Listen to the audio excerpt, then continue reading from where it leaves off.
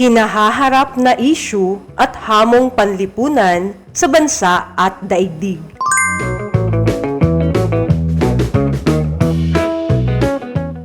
Mapanuring araw, grade 10. Hindi lahat ng trending topic ay mahalagang usapin ng lipunan. Minsan, ang isang meme ay nakakatawa at mabilis kumalat, ngunit hindi naman ito nakabatay sa tunay na suliranin, datos o isyong nangangailangan ng agarang pag-unawa at pagkilos. Ang isang issue ay maituturing lamang na kontemporanyong issue kung ito ay makabuluhan sa lipunan, may direktang epekto sa mamamayan, may kaugnayan sa kasalukuyang panahon, at aktibong na pag-uusapan at hinahanapan ng solusyon. Sa madaling salita, hindi lahat ng meme ay mema. Ngunit sa panahon ng likes, shares at mga posts na mas marami pang reactions kaysa ebidensya, paano natin matutukoy kung alin ang tunay na kontemporanyong issue at alin ang simpleng ingay lamang sa internet? Balikan natin ang tungkol sa kahulugan at kahalagahan ng kontemporanyong issue sa aral ng nakaraan, gabay sa kasalukuyan. Mema, morya, check. Tukuyin kung tama o mali ang pahayag. Ang pagiging viral ng isang paksa ay sapat na upang maituring itong kontemporanyong issue. Mali. Hindi sapat. Ang kontemporanyong issue ay tumutukoy sa mga napapanahon at mahahalagang usapin sa lipunan. Tama. Ang wastong kaalaman tungkol sa mga kontemporanyong issue ay humahadlang sa aktibong pakikilahok ng mga mamamayan. Mali. Nagpapalakas. Ang kontemporanyong issue ay maaari lamang tumukoy sa mga problema sa lipunan. Mali. Sa mga usapin. Ang salitang issue ay nangangahulugang napapanahon o kasalukuyan. Mali. Kontemporanyo. Ang kontemporanyong issue ay higit pa sa balita o trending post. Ito ay mga usaping may tunay na epekto sa buhay ng tao at sa direksyon ng lipunan. Ngunit sa dami ng isyung ating nakikita, pare-pareho ba ang lahat ng kontemporanyong issue? Sapagkat habang nagbabago ang mundo, kasabay rin nitong umuusbong ang iba't ibang hamon at suliraning nangangailangan ng mas malalim na pag-unawa at mapanuring pag-iisip. Hindi sapat na alam lang natin ang issue. Kailangan din nating unawain kung anong uri ito at kung paano ito nakaaapekto sa ating buhay at lipunan. Kinakaharap na issue at hamong panlipunan. Issue tuklas. Anong uri ng hamon ito? Basahin ang bawat sitwasyon at tukuyin kung anong uri ng issue ang inilalarawan. Lumalakas ang mga bagyo at tumataas ang temperatura sa iba't ibang bansa. Pangkapaligiran. Maraming tao ang nawalan ng trabaho matapos magsara ang ilang negosyo. Pang-ekonomiya. Isang babae ang hindi natanggap sa trabaho dahil sa kanyang kasarian. Pangkasarian. May mga mamamayang hindi nakatatanggap ng sapat na proteksyon sa kanilang karapatan. Pagkamamamayan. Bagamat magkakaiba ang mga uri ng kontemporanyong issue, iisa ang kanilang layunin sa pag-aaral, ang maunawaan ang mga hamon ng kasalukuyan upang makabuo ng mas matalino at responsableng desisyon para sa hinaharap. Sa araling ito, susuriin ang iba't ibang uri ng kontemporanyong issue upang makita na ang mga problemang nararanasan sa isang lugar ay maaari ring nararanasan sa buong daigdig. Sapagkat sa makabagong panahon, ang lokal na issue ay madalas nagiging global na kwento. Mga isyung pangkapaligiran. Ang kapaligiran ay mahalagang saligan ng buhay. Dito nanggagaling ang hangin, tubig, pagkain at iba pang likas na yaman na kailangan ng tao. Ngunit sa kasalukuyan, nahaharap ang daigdig sa maraming isyung pangkapaligiran tulad ng climate change, polusyon, pagkakalbo ng kagubatan, kakulangan sa malinis na tubig, pagdami ng basura, pagkasira ng biodiversity, kalamidad dulot ng pagbabago ng klima. Kapag napinsala ang kapaligiran, hindi lamang kalikasan ang naaapektuhan, kundi pati kalusugan, kabuhayan, tahanan at kinabukasan ng tao. Halimbawa, ang matinding pagbaha ay maaaring dulot ng baradong kanal, labis na plastik at tuloy-tuloy na pag-ulan.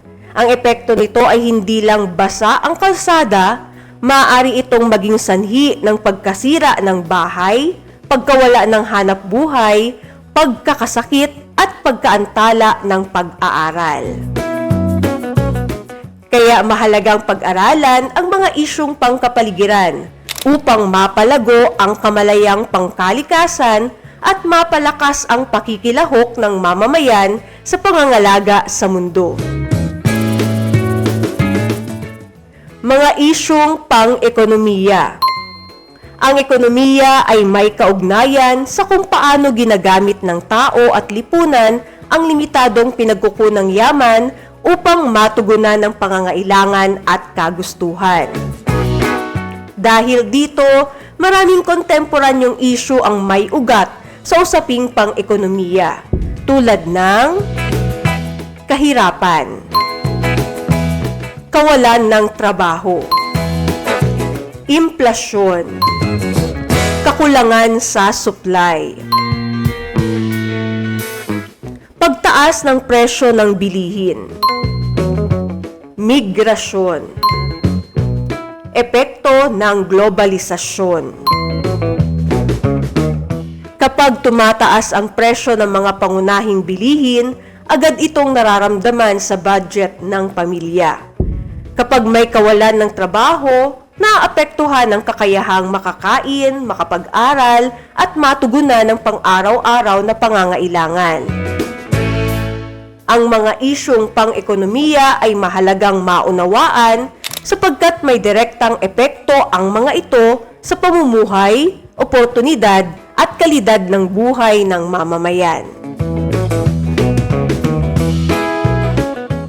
Mga isyung pangkasarian. Ang bawat tao ay may dignidad at karapatang igalang anuman ang kasarian. Subalit sa lipunan, may mga pagkakataong nagkakaroon ng diskriminasyon, hindi pantay na oportunidad at hindi makatarungang pagtingin batay sa kasarian. Ang mga isyung pangkasarian ay tumutukoy sa mga usaping may kinalaman sa pagkakapantay-pantay ng karapatan, paggalang sa dignidad ng tao, pantay na oportunidad sa edukasyon at trabaho, proteksyon laban sa diskriminasyon at pang-aabuso, makatarungang pagtrato sa iba't ibang kasarian, Mahalagang pag-aralan ang mga isyung pangkasarian upang maunawaan na ang tunay na pag-unlad ng lipunan ay hindi lamang nasusukat sa yaman o teknolohiya, kundi sa antas ng paggalang sa karapatan at pagkakapantay-pantay ng tao. Mga isyu at hamon sa pagkamamamayan. Ang pagkamamamayan ay hindi lamang pagkakaroon ng legal na pagkakakilanlan bilang mamamayan ng isang bansa. Ito rin ay may kasamang karapatan, tungkulin, pananagutan at pakikilahok sa mga usaping panlipunan. Kabilang sa mga hamon sa pagkamamamayan ang paglabag sa karapatang pantao, kakulangan sa pakikilahok sa mga gawaing pansibiko, maling impormasyon o disinformation, kawalan ng malasakit sa bayan, kahinaan ng pagkakaisa, kakulangan sa kamalayang panlipunan at pampolitika. Mahalaga ang pag-aaral ng mga isyung ito dahil ang isang lipunan ay mas nagiging matatag kapag ang mga mamamayan nito ay mulat, responsable at handang makilahok para sa kabutihang panlahat.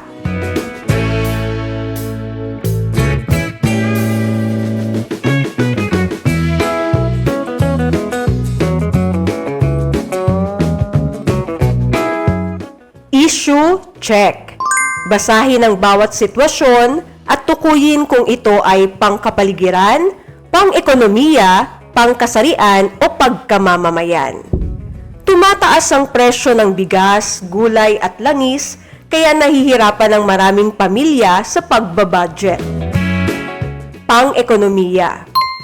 Nagkaroon ng clean-up drive sa barangay dahil sa pagdami ng basura at pagbaha tuwing umuulan. Pangkapaligiran. Isinusulong sa paaralan ang pantay na oportunidad sa pamumuno at pakikilahok ng lahat ng mag-aaral. Pangkasarian. Maraming kabataan ang hinihikayat na maging mapanuri sa balita at makilahok sa mga gawaing pangkomunidad. Pagkamamamayan. Nababahala ang mga mamamayan dahil sa matinding init ng panahon at pabago-bagong klima. Pangkapaligiran. Issue sorting challenge. Saan ka nabibilang? Tukuyin kung ang bawat issue ay kabilang sa isyung pangkapaligiran, pang-ekonomiya, pangkasarian o pagkamamamayan. Pagtaas ng presyo ng gasolina at pamasahe. Pang-ekonomiya. Pagkalat ng fake news sa social media. Pagkamamamayan. Pagkakaroon ng matinding pagbaha sa mga lungsod. Pangkapaligiran. Hindi pantay na sahod sa pagitan ng lalaki at babae. Pangkasarian. Kakulangan ng trabaho para sa mga bagong graduate. Pang-ekonomiya. Diskriminasyon sa pagkuha ng trabaho batay sa kasarian. Pangkasarian. Iligal na pagputol ng mga puno sa kagubatan. Pangkapaligiran. Korupsyon sa paggamit ng pondo ng gobyerno. Pagkamamamayan. Polusyon sa hangin dahil sa sobrang usok ng sasakyan at pabrika. Pangkapaligiran. Paglabag sa karapatan ng mamamayan sa pagboto. Pagkamamamayan. Mataas na presyo ng mga pangunahing bilihin. Pang-ekonomiya. Cyberbullying at online harassment. Pagkamamamayan. Hindi pantay na oportunidad sa edukasyon ng babae at lalaki. Pangkasarian. Pagdami ng basura sa mga estero at ilog. Pangkapaligiran. Pandaraya sa halalan. Pagkamamamayan. Kakulangan ng supply ng tubig sa ilang komunidad. Pangkapaligiran. Pang-aabuso ng ilang opisyal sa kanilang kapangyarihan. Pagkamamamayan. Mataas na bilang ng mga batang hindi nakakapag-aral dahil sa kahirapan. Pang-ekonomiya. pagkakaroon ng heatwave at matinding tagtuyot, pangkapaligiran, diskriminasyon sa trabaho laban sa kababaihan, pangkasarian. Bakit nga ba mahalaga ang pag-uuri at pagsusuri ng mga issue? Sapagkat hindi lahat ng problema ay pare-pareho. Ang baha ay iba sa kahirapan, at ang cyberbullying ay iba rin sa korupsyon. Kaya mahalagang malaman kung anong uri ng issue ang ating kinakaharap. Sapagkat kapag tama ang pag-uuri, mas madali nating mauunawaan ang sanhi, epekto at posibleng solusyon nito para itong paglalagay ng mga gamit sa tamang lalagyan, mas mabilis hanapin at mas madaling ayusin. Dahil dito, mas nagiging mapanuri tayo sa impormasyon, mas nakabubuo ng makabuluhang opinyon, at mas handang makilahok sa paglutas ng mga suliranin sa ating komunidad. Ang mga issue ay magkakaugnay. Hindi magkakahiwalay ang mga kontemporanyong issue. Para itong domino na kapag may isang natumba, may iba pang maaapektuhan. Halimbawa, ang pagkasira ng kalikasan ay maaaring magdulot ng pagbaha at pagkawala ng kabuhayan. Ang kahirapan naman ay maaaring maging dahilan ng limitadong oportunidad sa edukasyon. Samantala, ang maling impormasyon ay maaaring humantong sa maling pagpapasya ng mga mamamayan at pinuno. Sa madaling salita, ang pag-aaral ng mga kontemporanyong issue ay humuhubog sa atin upang maging mulat, mapanuri at responsableng mamamayan. Kontempo, show mo. Pangkatang gawain. Bumuo ng 4 na pangkat at bawat pangkat ay bubunot ng isang uri ng kontemporanyong issue. Pangkapaligiran, pang-ekonomiya, pangkasarian at pagkamamamayan. Sa loob ng 5 minuto, maghanda ng isang maikli ngunit makabuluhang presentasyon tungkol sa nabunot na issue. Dapat maipakita ang halimbawa, epekto at posibleng paraan upang makatulong sa paglutas ng issue. Maaaring pumili ang bawat pangkat ng isa sa sumusunod na paraan ng presentasyon. Rubrik sa pagmamarka. Isang issue, maraming epekto. Isang barangay ang matinding naapektuhan ng ilang araw na walang tigil na pag-ulan. Dahil sa pagbaha, maraming tahanan ang nalubog sa tubig. Nagkaroon ng kakulangan sa pagkain at malinis na inumin.